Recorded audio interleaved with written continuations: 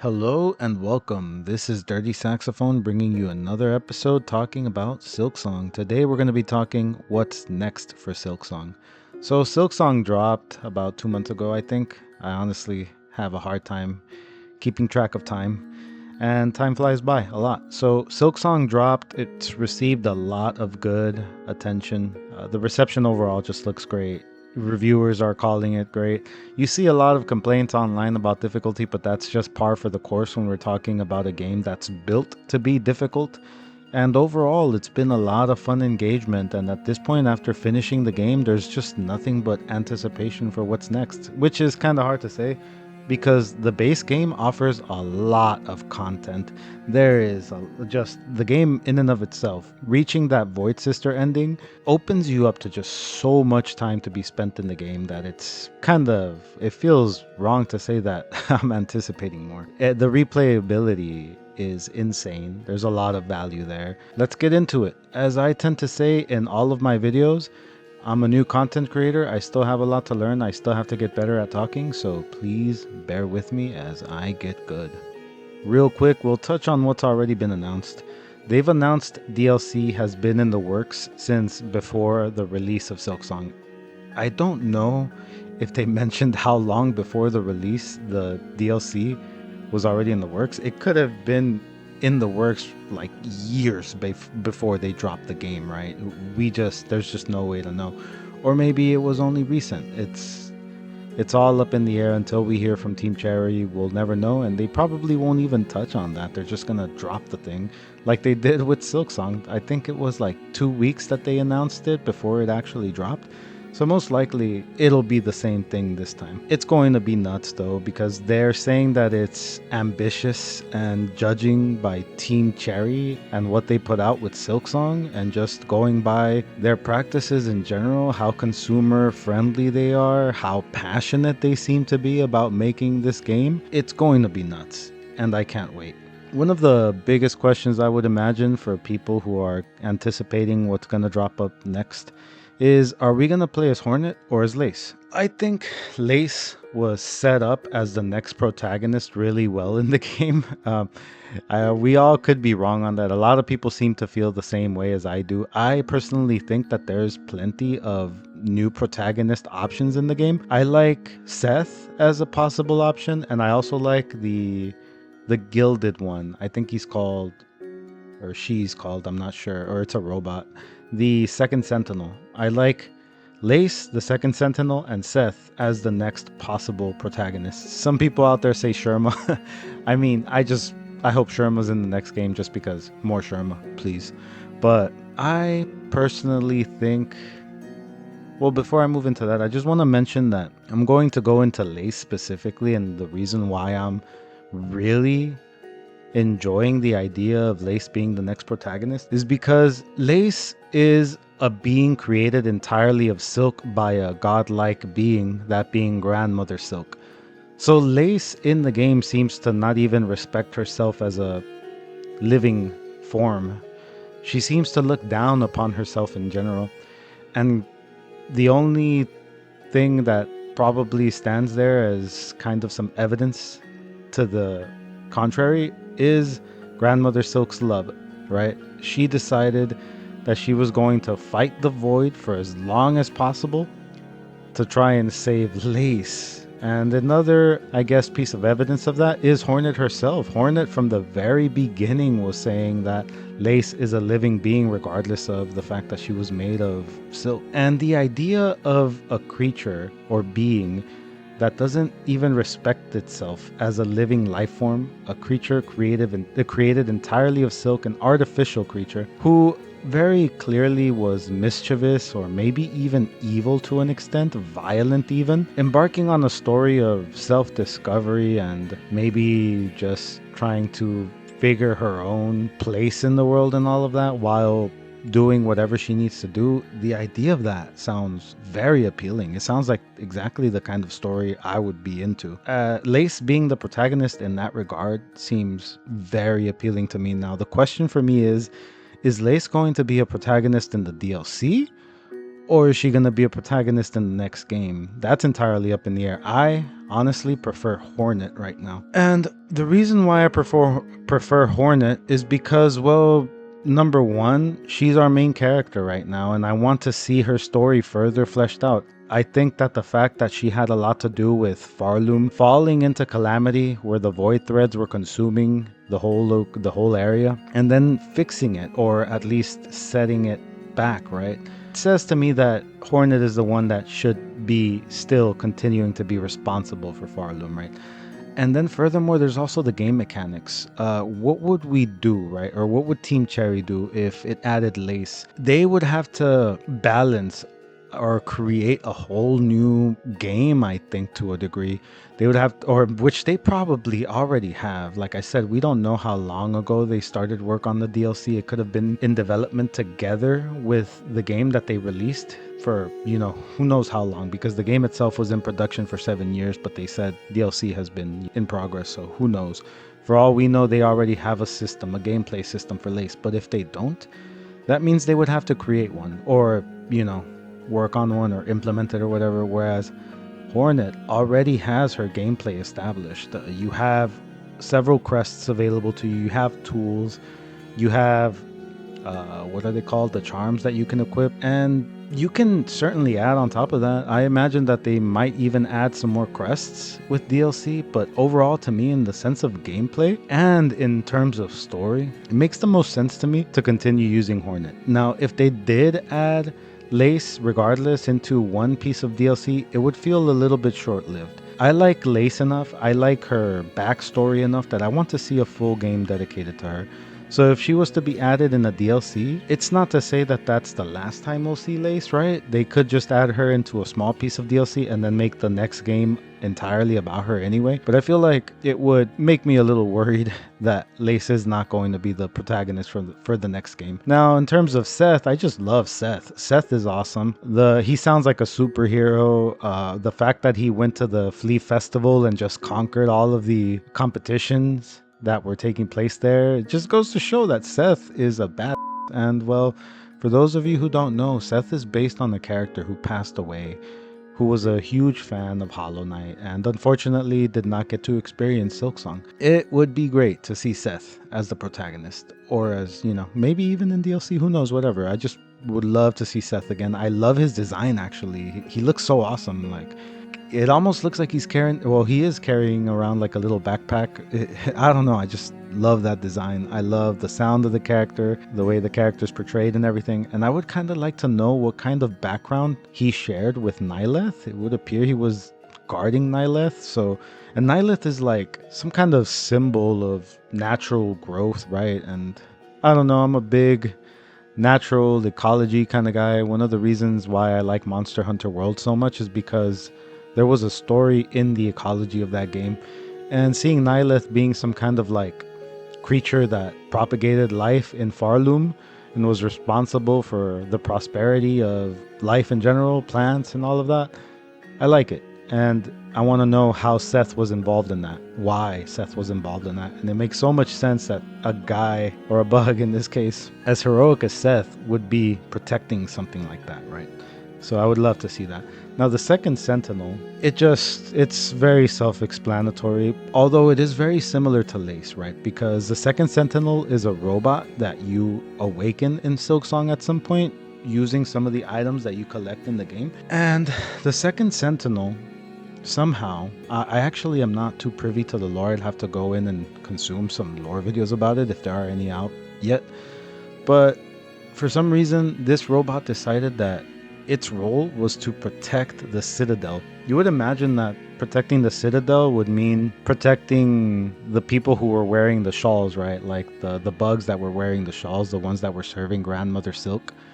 But the second Sentinel was actually protecting the pilgrims. It was on your side. It was helping you. So seeing the second Sentinel in the game attacking some of those field enemies, and seeing some of the other characters mentioning that they had seen the second Sentinel out there fighting to protect them, it was awesome.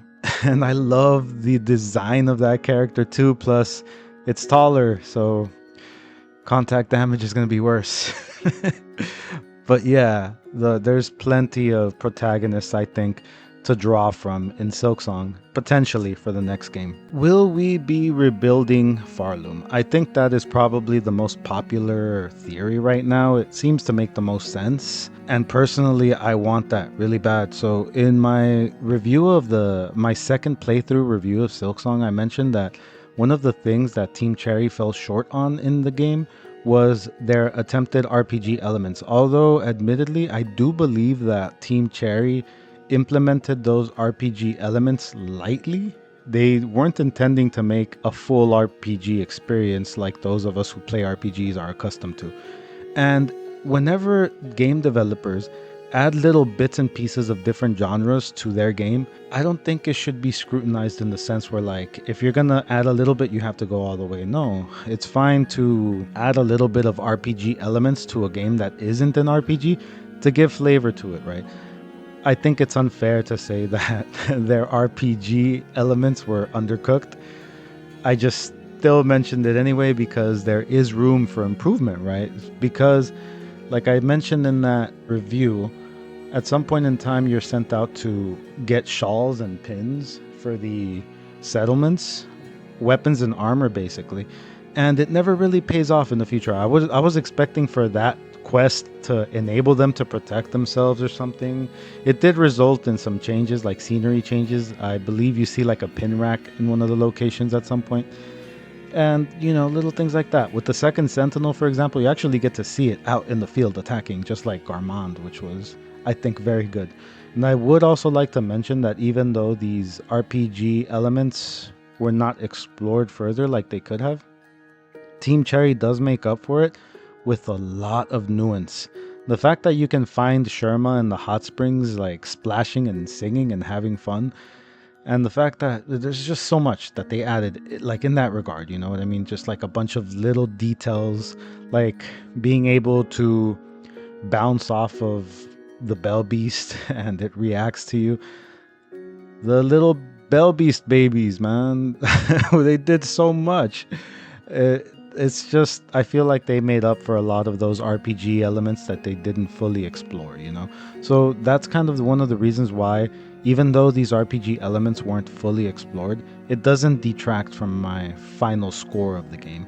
But yeah, rebuilding Farloom is definitely my preference. One of the people in my comments at some point mentioned that some of my issues or some of the things I spoke about in terms of RPG elements in my second playthrough review could be addressed in DLC. Yeah, that makes a lot of sense. I mean, rebuilding Farloom, right? One of the things that I mentioned in that second playthrough review was that I would have loved to have more of rebuilding areas, right? At some point in time, we get a Bellheart home, and you do have to spend rosaries in order to build it up. I would have loved to see more of that in the base game, right? Maybe when Bone Bottom gets destroyed and they relocate to that other location where the fleas once were, I would have loved to be able to pay rosaries to build homes for them or build shelters just in general, even if they weren't going to be in use for that long.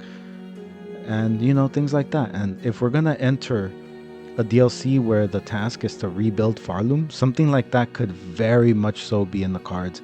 And I think it'd be a great way to bring those RPG elements that they introduced into the base game full circle. So the next thing to discuss is Team Cherry gonna build onto the Silksong DLC more than the original Hollow Knight?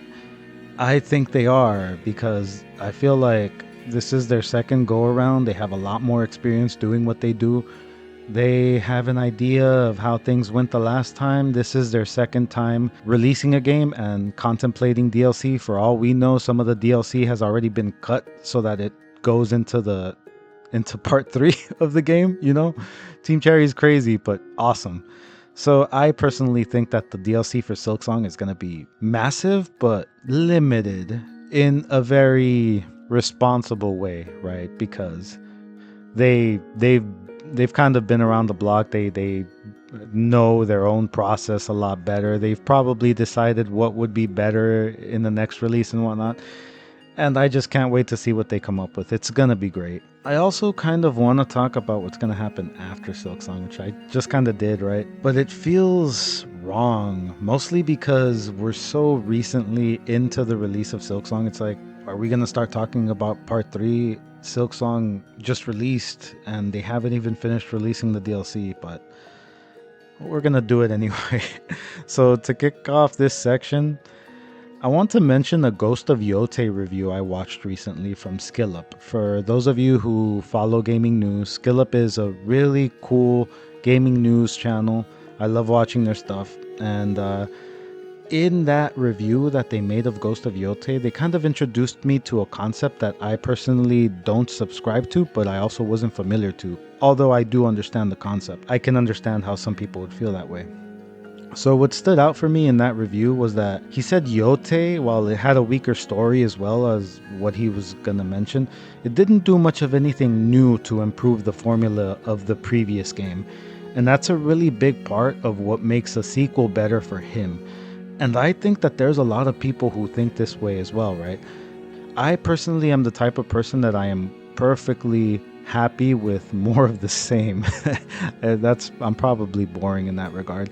A good example of that is going from Fallout 3 to Fallout New Vegas. For those of you unfamiliar, Fallout New Vegas added very simple little quality of life improvements. One example was that they improved their armor and weapon condition system so that I could benefit from armor level and damage output for a little bit longer than you could in Fallout 3. In Fallout 3, as soon as you fired your first shot, the weapon condition was going down and your damage was going down along with it. In Fallout New Vegas, for example, your weapon condition had to go down maybe like, I think it was like 25% or so before you actually started losing damage. And that was a really nice quality of life thing for me that I actually felt when I would go back and replay Fallout 3. I really missed having that.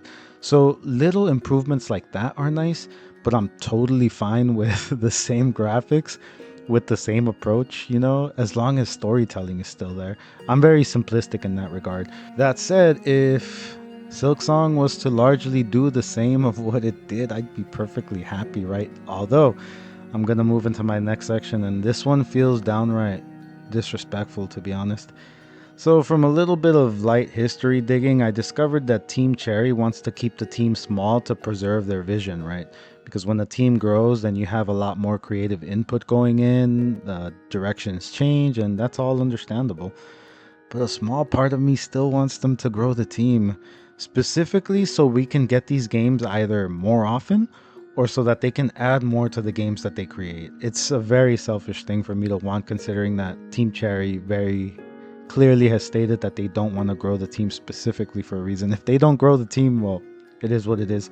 I personally want to see them grow it more because I want the load to be lightened, and either it enables them to add more into their game. Maybe they don't want to add anything crazy or to their game, right? And that's totally fine too. Right now, Team Cherry seems to be approaching video games as an art form. They are passionate about what they do. It's very rare that we have game developers like that in the industry right now. Art, passion in video game making is in danger. It's hit a point where it is not even valuable anymore. If you consider Microsoft, for example, they're in a situation where they make more money by not putting out games, which is crazy. And they're literally out there shutting down companies to save money. So you would imagine that maintaining companies to release more games would be what results in money. But when you're talking about a monolith like Microsoft, it's insane how logic gets flipped upside down. And with Team Cherry, that is not the case. And I would trust them to do really well with whatever they choose to do. In the end, whatever they choose to do, it looks like it's going to be a really engaging experience. Silksong was fun. I'm looking forward to the DLC. And whether they add people to their team or not, I'm going to be there playing the game. So, what do you think? Sound off in the comments about what you want to see from the DLC, what themes you want to explore. I think one of them I forgot to mention, actually. I'm going to go ahead and touch on that. They definitely have to do something with the wormways, right? That place getting infested with what's it called? The plasmium. Something absolutely has to be done there with the DLC, I think. I saw a theory video at some point, someone mentioning that that's going to be like the next calamity in Farloom. Makes sense. It could be the case. That seems like something interesting that could happen. But I'm sure that there are some other less obvious, right, things that could happen out there. We also have that mushroom guy where if you finish his ending, he just flies off like Superman or something and it says to be continued. Who knows what that guy's gonna do? Well, most likely we're gonna find out in the DLC. But yeah, what do you think? Make sure you sound off in the comments about anything I might have missed here. If you liked the video, please remember to like and subscribe. If you didn't like the video, don't be a coward. Hit up the comments, let me know why. I appreciate constructive criticism. I grow from it. I hope you enjoyed as much as I enjoyed. See you on the next one.